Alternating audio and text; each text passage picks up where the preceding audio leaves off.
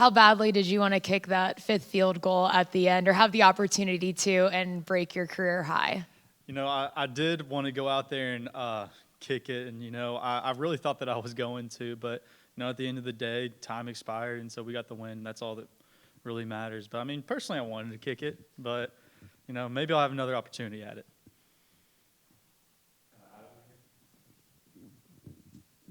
Just follow up on that. Did you know about the 10-second runoff rule, and when that was happening, what was the conversation? When did you realize that you were not going to kick it because of that? Yeah, so I'm pretty sure I had no idea about the rule, honestly. Coach Balker came up to me and told me, he's like, there's a 10-second runoff. It's taking it below 40 seconds, game over. I was like, oh, great. So that was about it. What's your relationship with Coach Heupel in terms of giving your feedback on range, conditions, and how you feel about a kick, and him checking with you? Yeah, so Coach Heupel and I talk multiple times throughout the game. After our pregame warm-up, we have a conversation about distances, kick lines, and wind conditions and such.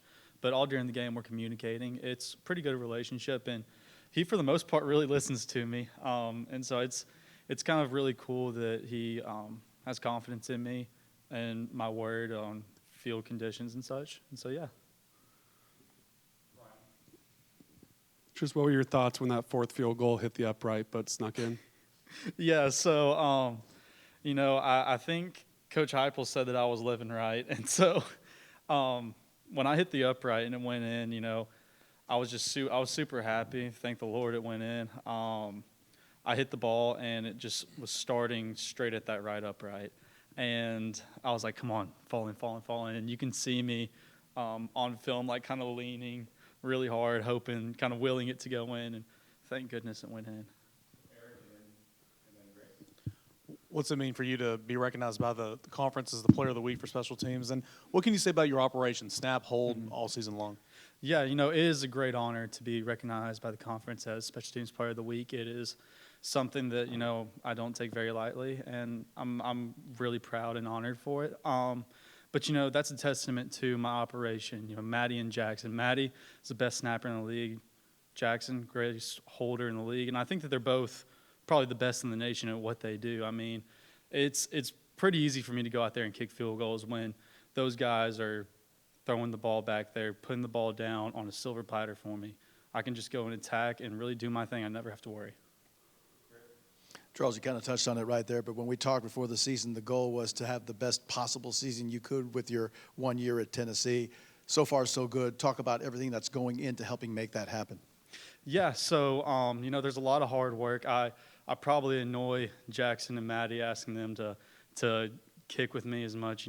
Jackson's over there running routes with the receivers or throwing with the quarterbacks, and I'm just yelling at him, trying to get over to come hold with me.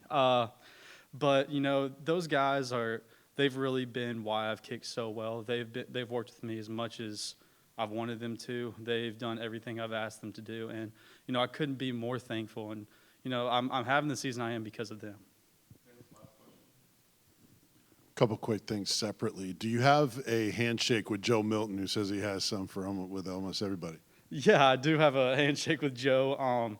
That kind of just happened one day after – I think it was in practice. We started working after a field goal period or after I hit a field goal during a period, and it kind of stuck. And so after about every time I kick, we have a handshake. It's pretty funny. But, Joe's a great guy, and he's a good friend of mine, and I couldn't say anything else about him. He's awesome. And I don't know if you guys have had this year. Probably not. But everyone says laces have to be out. You don't want them back. How big of a difference does that make if you happen to kick them?